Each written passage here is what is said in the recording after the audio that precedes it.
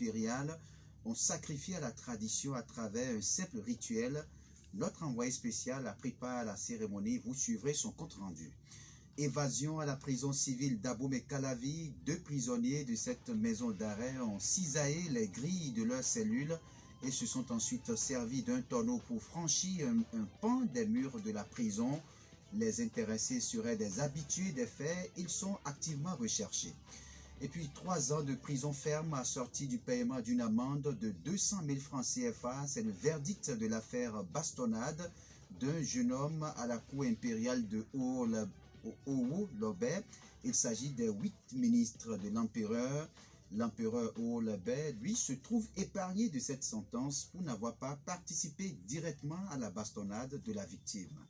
À suivre bien d'autres nouvelles, l'Afrique en plus bref et à la boucle, la revue de presse nationale de René Soglo. Nous sommes le mardi 19 octobre 2021, c'est Fraternité Info Soir. Merci de nous préférer.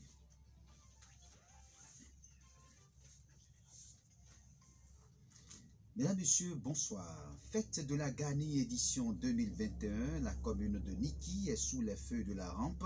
Mais vous le savez, pas de manifestation aux officiels. Cette célébration culturelle s'est limitée au simple rituel de l'empereur et de certains privilégiés de la cour.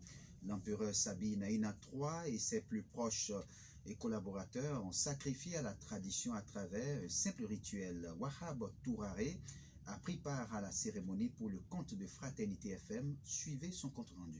C'est une Gani spéciale au titre de cette édition 2021. Les manifestations entrant dans le cadre de cette fête légendaire des peuples de l'ère culturelle.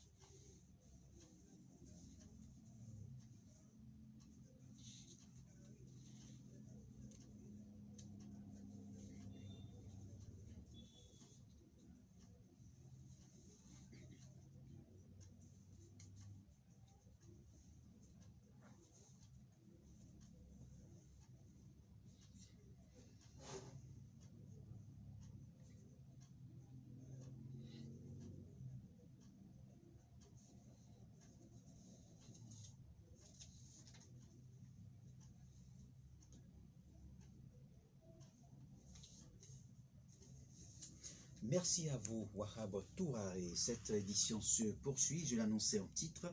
Prison civile d'Abomey-Calavi, 2 prisonniers de cette maison d'arrêt se sont évadés dans la matinée de ce mardi 19 octobre 2021. Selon les informations, ces 2 pensionnaires se sont évadés en cisaillant les grilles de leurs cellules et ont utilisé un tonneau pour franchir un pan des murs de la prison. Les intéressés seraient des habitués des faits de sources concordantes. Ils ne seraient pas à leur premier coup. Il faut préciser que cette évasion intervient quelques jours seulement après celle d'un autre détenu qui finalement a été rattrapé et retourné en cellule. Ils sont activement recherchés. Toujours sur le plan judiciaire, 3 ans de prison ferme et 200 000 francs CFA, c'est la sentence de l'affaire de bastonnade d'un jeune homme à la cour impériale de Owo-Lobé. Le verdict vient de tomber au tribunal de première instance et de première classe de Cotonou. Dans sa plaidoirie, et l'avocat de la victime a demandé que l'empereur Owo-Lobé et ses 8 co-accusés soient retenus dans les liens de la prévention. Mais selon le ministère public, l'empereur Owo-Lobé n'a pas participé directement à la bastonnade de la victime. Les réquisitions vont à l'endroit des 8 ministres co-accusés de l'empereur. Pour rappel, l'empereur de la fraternité Oboni et ses 8 accusés, dont ces ministres, sont poursuivis pour coups et blessures et complicité de coups et blessures. Leur arrestation du 18 juillet 2021 fait suite à la publication sur les réseaux sociaux d'une vidéo montrant des scènes de bastonnade dans le palais de l'empereur. Et puis, recherché par le Bénin dans une affaire de trafic de cocaïne, la justice béninoise a adressé au Royaume du Maroc une demande d'extradition du Français Hubert Albert Goutet. Et dans un communiqué rendu public ce lundi 18 octobre 2021, le procureur spécial près la Criette, Mario Metonou, a annoncé qu'une demande d'extradition vers le Bénin du Français arrêté pour trafic international de 145,5 kg de cocaïne au port autonome de Cotonou a été introduite au Maroc. Ce ressortissant français a été arrêté à l'aéroport Mohamed V de Casablanca sur un mandat d'arrêt international émis par la commission d'instruction de la Cour de répression des infractions économiques et du terrorisme Criette. Cette affaire de trafic de drogue a éclaté en mai 2021 à la suite de la saisie de 145,5 kg de cocaïne dans un conteneur au port de Cotonou. Éducation pour poursuivre ce journal, c'est l'une des causes des mauvais rendements enregistrés dans les lycées et collèges. Il s'agit de l'absentéisme des apprenants dans les établissements scolaires. Le constat se fait parfois sous le regard impuissant des responsables. Certains apprenants ne taillent pratiquement aucune importance au respect de l'emploi du temps.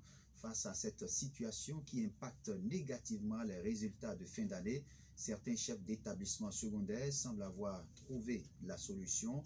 Détails et précisions dans ce mini-reportage enquête que nous propose Ulrich Abalo.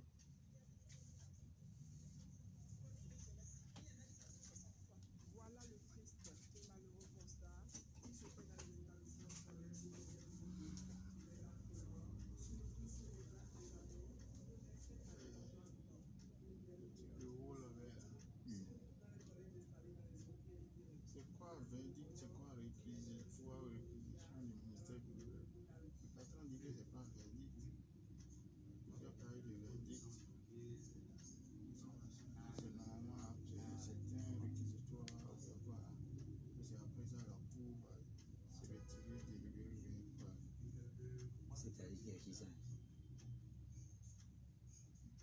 C'est qui a fait le verdict déjà? Oui. C'est mon papier, oui. Bon, c'est vrai, la dit sentence c'est verdict. C'est pourquoi moi, pour ne pas répéter.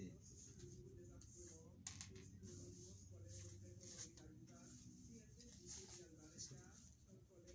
3 ans de prison, 200 000 francs, c'est la sentence.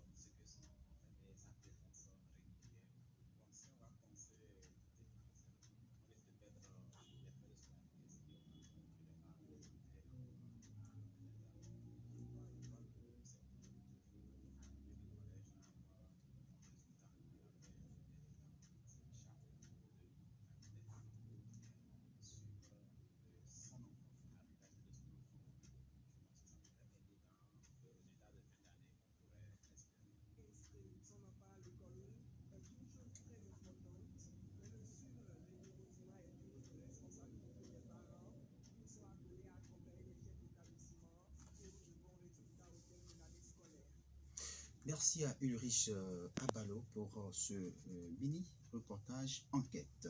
Toujours dans le secteur de l'éducation, les enseignants ne sont plus autorisés à porter certaines tenues à l'école au risque de déconcentrer les apprenants.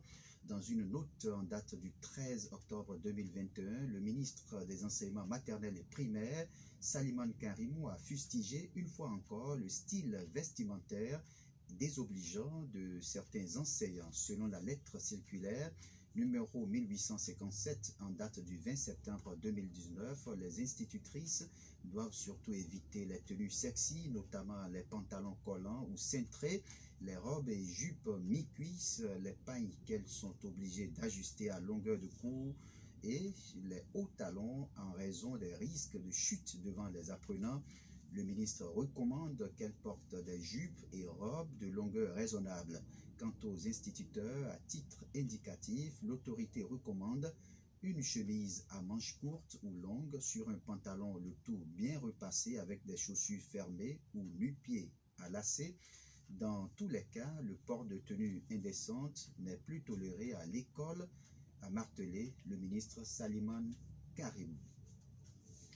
Encore éducation, demain mercredi 20 octobre, cela fera un mois, jour pour jour, que les apprenants et leurs enseignants ont repris le chemin des classes dans les écoles, établissements publics comme privés. Les activités pédagogiques se déroulent normalement. Les administrations prennent des dispositions dès ce début d'année pour l'obtention de meilleurs résultats. Dans le privé, des devoirs hebdomadaires sont organisés pour mettre les apprenants au pas en attendant les devoirs trimestriels. Élise Winsou est censeur d'un établissement privé sur place à Parakou.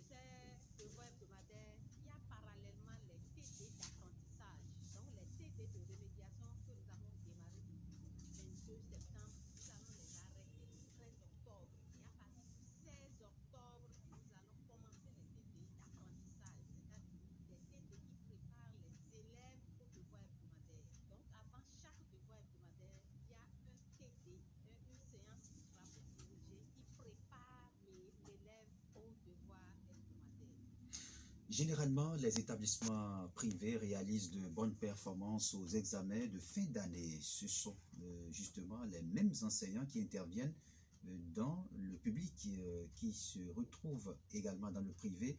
Mais au niveau de cet établissement privé, l'administration applique certaines rigueurs pour mettre chaque acteur devant ses responsabilités. Élise Winsou.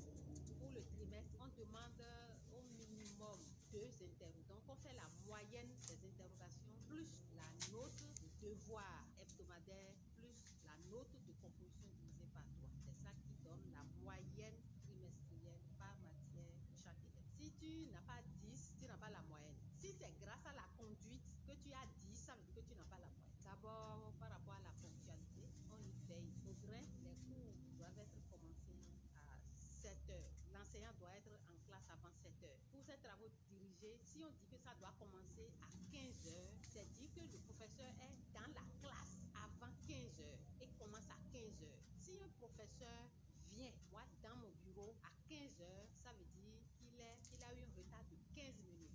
On défalque 15 minutes sur ses primes de travaux dirigés. Donc, ça oblige les sensibilisations, l'exhortation au niveau des enseignants. Ça fait que c'est un peu dur, mais ça nous permet d'obtenir les résultats. Direction l'université de Parakou où se déroulent en ce moment les cérémonies d'installation des nouveaux dirigeants des unités de formation et de recherche nommés mercredi dernier en Conseil des ministres. Les nouveaux doyens, vice-doyens et directeurs sont officiellement installés dans leurs fonctions respectives par la nouvelle équipe rectorale. C'est le recteur lui-même qui a présidé chacune de ces cérémonies. Entre autres facultés visitées, on peut citer la FLASH, la faculté de médecine ou encore la faculté d'agronomie. À chaque étape, l'autorité rectorale a appelé à une université plus innovante. Suivons un extrait des propos du professeur Bertrand Sobossi-Boko.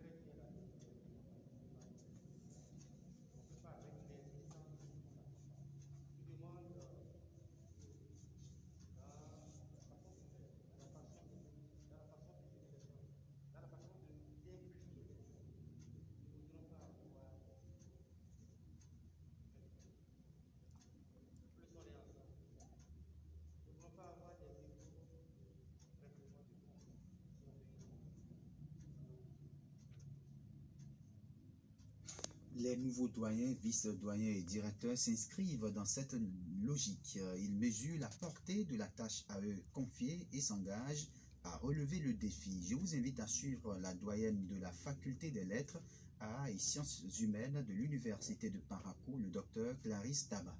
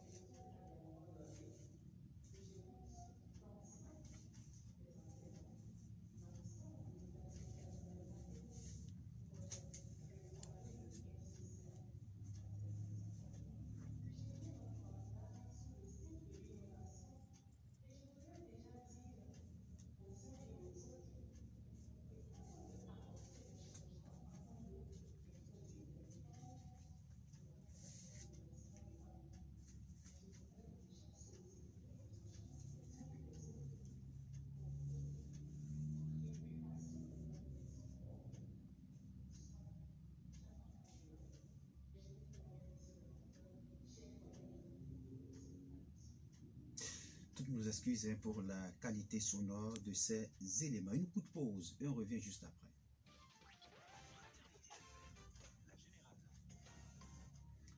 Drame à Cotonou, le corps sans vie d'un élève du collège d'enseignement général de Dantopa a été repêché de la lagune de Cotonou ce dimanche 17 octobre. Il s'agit d'un élève en classe de 4e, âgé de 17 ans environ.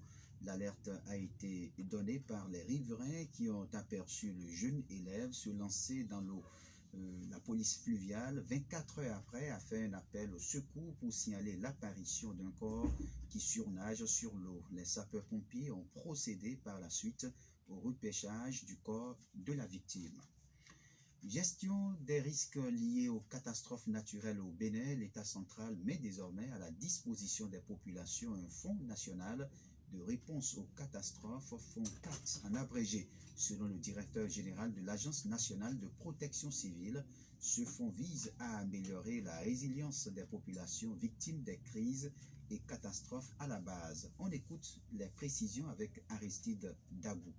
Le fonds 4, c'est le Fonds national de réponse aux catastrophes. C'est un nouvel outil mis en place par le gouvernement. C'est une réforme majeure, à caractère hautement social d'ailleurs, que le gouvernement vient de mettre en place pour améliorer la résilience des populations qui sont souvent victimes des crises et des catastrophes. Alors, globalement, le fonds 4 est un instrument financier qui est aux mains des maires de toute entité désireuse pour pouvoir apporter une réponse aux catastrophes. Et ce qui pose problème jusque-là, ce sont les ressources financières. Parce que les maires qui, au terme de l'article 76 de la loi 97-029 du 15 janvier 99, qui sont les premiers responsables de protection civile et de gestion de risques de catastrophe au niveau des communes, se plaignent souvent de n'avoir pas les moyens nécessaires pour apporter la réponse. Alors aujourd'hui, le gouvernement a répondu favorablement à leur cri en mettant en place le Fonds 4, qui vise donc à décentraliser le financement de la réponse aux catastrophes. C'est un outil fondamental qui va révolutionner le secteur. Il faut dire que selon le directeur général de l'Agence nationale de protection civile, le Fonds 4, n'est pas uniquement dédié aux communes, mais aussi aux entités privées en charge de la gestion des affaires humanitaires.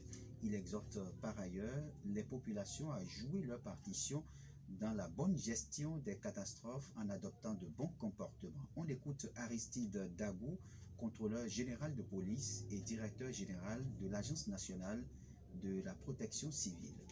Ce ne serait même pas seulement les communes qui peuvent avoir à ce fonds, mais toute autre entité qui est dans l'humanitaire peut avoir accès à ce fonds, bien entendu, sur certaines conditions. Et ces conditions, c'est que l'entité demanderesse donc du fonds doit avoir la capacité de gérer le denier public. C'est important. Et il faut aussi que cette entité soit dans le secteur de l'humanitaire. Ça également, c'est important. Et que l'entité apporte la preuve qu'elle peut lutter contre la corruption, qu'elle peut gérer de façon transparente les ressources du Fonds 4.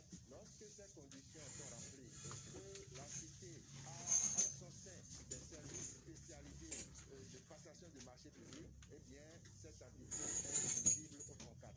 Je saisis cette occasion pour demander également aux populations d'apporter leur contribution. Ce n'est pas parce que le gouvernement a mis les moyens à disposition qu'il faut s'abstenir des comportements à risque. Le gouvernement a joué sa partition. Le gouvernement est en train de mettre les bouchées doubles pour que la résilience soit améliorée. Le gouvernement, au-delà donc des réponses ponctuelles, envisage et est en train de travailler pour les solutions durables, parce que c'est de ça qu'il s'agit.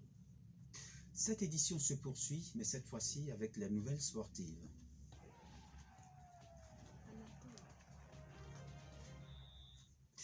Jacques Débé, bonsoir.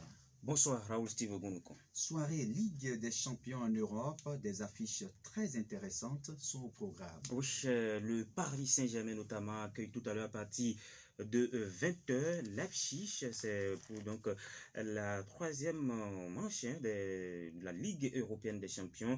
L'Inter de Milan accueille de son côté Sheriff Tiraspol, le Real de Madrid, qui est un peu en difficulté dans cette Ligue des champions, se déplace sur la pelouse du Shakhtar Donetsk. Le Milan AC affronte également en déplacement en Porto. Il faut dire qu'il y a deux affiches qui sont actuellement en cours.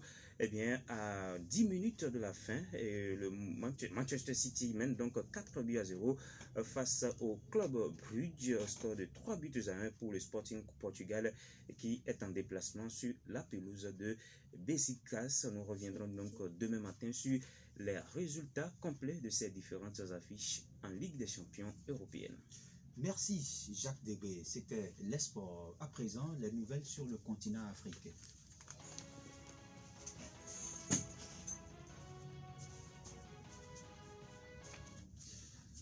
L'Afrique en plus bref, je suis avec Pierrette Apovo. Bonsoir. Bonsoir Raoul Steve Ogunukon. On ouvre par le Mali où l'armée française annonce avoir tué une femme dans la région de Gossi. Les faits se sont déroulés au sud de la route nationale 16 à l'est de Gossi ce lundi 18 octobre 2021 lors d'une mission de reconnaissance dans une zone boisée où la présence de groupes armés terroristes est avérée. Un peloton de Barkhane qui accompagnait une unité malienne a détecté deux individus à moto à la vue des soldats, indique l'état-major des armées. Les deux suspects ont abandonné l'engin et ont pris la fuite. Un fusil d'assaut, des munitions, un sac militaire sont alors découverts près du véhicule. L'état-major ajoute qu'à 4 reprises, les soldats français ont procédé à des tirs de sommation jusqu'à ce que l'un des deux individus soit dans leur ligne de mire. Lors des tirs, une femme est décédée. Rendons-nous au Congo-Brazzaville où le Premier ministre congolais Anatole Makosso lance une opération dénommée Coup de poing contre la COVID-19. C'est ce lundi 18 octobre que le Premier ministre congolais Anatole Koliné Makosso a lancé une opération dénommée Coup de poing à Brazzaville, une opération de 45 jours afin d'intensifier la lutte contre la propagation du Covid-19 dans le pays et réduire l'impact d'une troisième vague. Cette action devra agir efficacement sur 7 urgences dont la principale est la vaccination, nous a confié Anatole Koliné Makosso. En matière de vaccination, le pays est encore loin du compte parce qu'il n'a vacciné officiellement que 4,3% de sa population. Merci Pierrette Apovo pour ce tour d'horizon de l'actualité sur le continent. Place maintenant, mesdames et messieurs, à la revue de presse nationale présentée par René Soglo.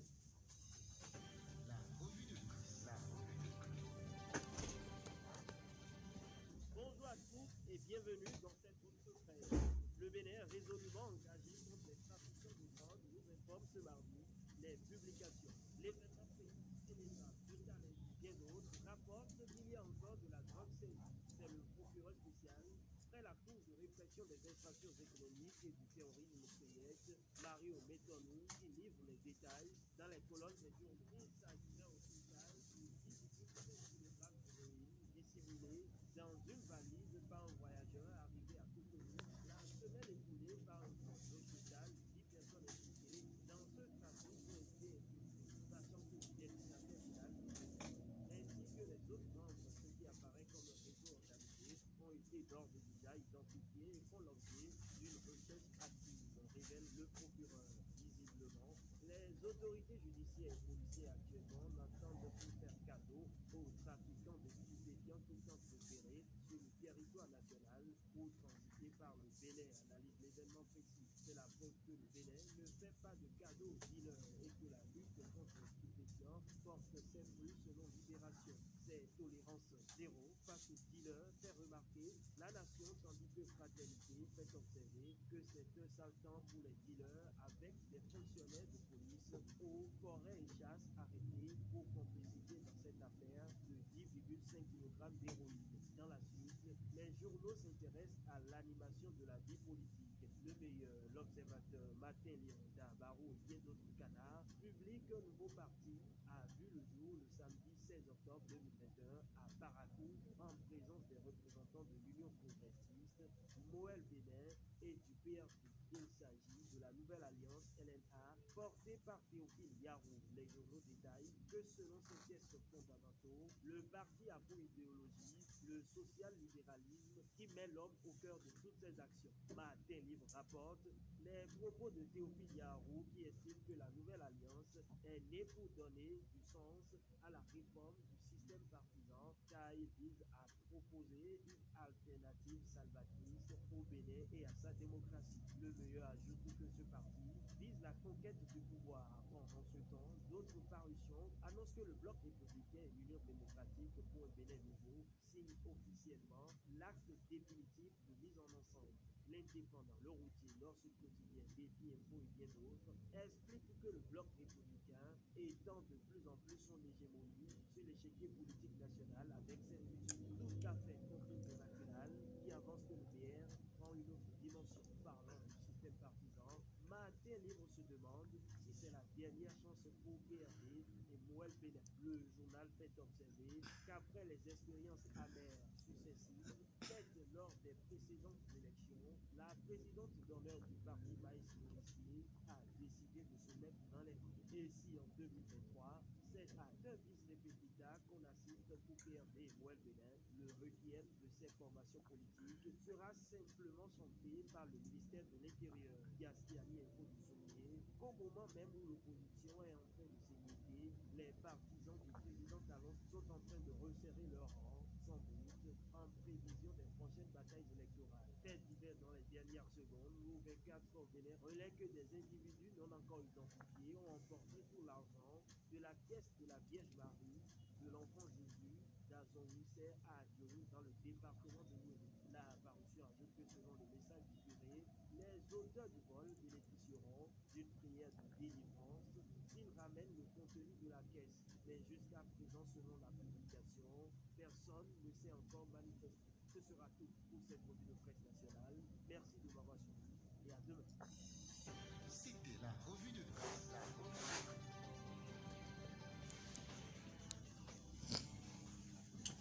Mesdames, Messieurs, c'était la revue de presse de René Soglo qui vient refermer cette édition du soir de nos informations. Retenez pour l'essentiel que la commune de Niki est sous les feux de la rampe avec la célébration de la fête de la Gani édition 2021, mais pas de grandes manifestations en raison du coronavirus. L'empereur Sabi Naina III et certains privilégiés de la cour impériale ont sacrifié à la tradition à travers un simple rituel. Vous avez eu des précisions avec notre envoyé spécial. Évasion à la prison civile d'Abomey-Calavi. 2 prisonniers de cette maison d'arrêt ont cisaillé les grilles de leur cellule et se sont ensuite servis d'un tonneau pour franchir un pan des murs de la prison. Les intéressés seraient des habitués des faits. Ils sont activement recherchés. Et puis 3 ans de prison ferme assortis du paiement d'une amende de 200 000 francs CFA. C'est le verdict de l'affaire bastonnade d'un jeune homme à la cour impériale de Haut-Lobet. Il s'agit des 8 ministres de l'empereur. L'empereur Haut-Lobet se trouve épargné de cette sentence pour n'avoir pas participé directement à la bastonnade de la victime.